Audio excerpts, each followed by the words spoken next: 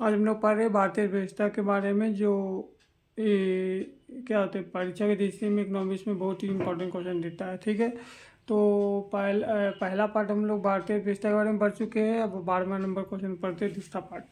भारत में अधिकतर बेरोजगारी पाई जाती है। ठीक है, तो अब भारत में अधिकतर बेरोजगारी संरचनात्मक बेरोजगारी पाई जाती है। संरचनात्मक बेरोजगारी इसे कहते हैं जो अर्थव्यवस्था में होने वाले संरचनात्मक कारण से होती है। ठीक है, उसको संरचनात्मक बेरोजगारी कहते हैं। जो भारत में अधिकतर बेरोजगारी क्वेश्चन आएगा कि कैसा होती है, तो अधिकतर कौन सी बेरोजगारी है, तो संरचनात्मक बेरोजगारी। ठीक है, 13वां नंबर क्वेश्चन दिया हुआ है कि भारत में बेरोजगारी के आंकड़े एकत्रित क्यों प्रकाशित कौन करता है। भारत में जो बेरोजगारी का आंकड़ा कौन प्रकाशित करता है। ठीक है, तो उसका नाम है NSSO, जिसको कहते हैं नेशनल सैंपल सर्वे ऑर्गेनाइजेशन। ठीक है, ये बहुत इंपॉर्टेंट क्वेश्चन है, याद रखना है। ठीक है, 14 नंबर दिया हुआ है कृषि में मूलतः किस प्रकार की बेरोजगारी की प्रधानता देखी जाती है।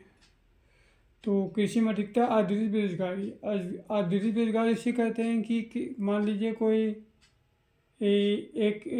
कोई काम इसको 2 व्यक्ति कर सकता है, लेकिन क्या होता है दो व्यक्ति की जगह वहाँ 5 व्यक्ति कर रहा है। तो क्यों कर रहा है, क्योंकि बेरोजगारी ज़्यादा है, इसीलिए उसी को कहते हैं औद्योगिक बेरोजगारी। ठीक है, मतलब अधिक समय किसी कार्य को अधिक व्यक्ति मिल के करते, क्योंकि उसके पास काम नहीं, इसलिए अधिक व्यक्ति मिल के काम करता है। ठीक है, इसको अधिक बेरोजगारी कहते हैं। 15वां नंबर दिया हुआ है भारत में ग्रामीण क्षेत्रों में कौन सी बेरोजगारी सर्वाधिक पाई जाती है। ठीक है, तो भारत में सबसे ज़्यादा ग्रामीण क्षेत्रों में सबसे ज़्यादा मौसमी बेरोजगारी और औद्योगिक बेरोजगारी दोनों पाई जाती है। ठीक है, मौसमी बेरोजगारी के क्योंकि उसमें साल भर काम नहीं था, मौसम में ही आदमी को व्यक्ति काम मिलता है, ठंडा रहता है, गर्मी रहता है, बरसात रहता है, जिस कारण का साल भर काम नहीं रहता। ठीक है, 16वां नंबर दिया हुआ है कि वर्तमान समय पर देश में किस प्रकार की बेरोजगारी की समस्या बहुत गंभीर समस्या बनी हुई है। तो वर्तमान समय में सबसे ज़्यादा बेरोजगारी है शिक्षित बेरोजगारी, क्योंकि पढ़ा लिखा लोग बहुत हो गया और उनको रोजगार नहीं मिल रहा। ठीक है, और 17वां नंबर क्वेश्चन दिया हुआ है कि संरचनात्मक बेरोजगारी का कारण क्या है। संरचनात्मक बेरोजगारी का तो अपर्याप्त उत्पादन क्षमता। ठीक है, मतलब जिस प्रकार उत्पादन होना चाहिए वस्तु का, उस उत्पादन नहीं हो रहा, इसी कारण लोगों को काम नहीं मिलता, इसी कारण बेरोजगारी बढ़ रहा है।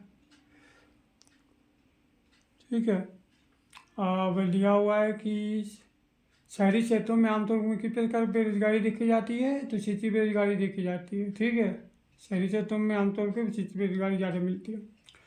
19वां नंबर दिया हुआ है कि पर्सन बेरोजगारी का समानता क्या है। तो पर्सन का श्रम की सीमांत उत्पादकता जहाँ शून्य होती है उसे क्या होते हैं, पर्सन बेरोजगारी का कहते हैं। ठीक है, 20वां नंबर दिया हुआ पर्सन बेरोजगारी की ओर किस नाम से जाना जाता है, तो अल्प बेरोजगार। ठीक है, पर्सन बेरोजगारी को और एक नाम से अल्प बेरोजगारी के नाम से जाना जाता है। 21वां नंबर दिया हुआ यदि किसी देश में बेरोजगारी लंबे समय तक बनी रहती है तो उस बेरोजगारी को क्या कहते हैं।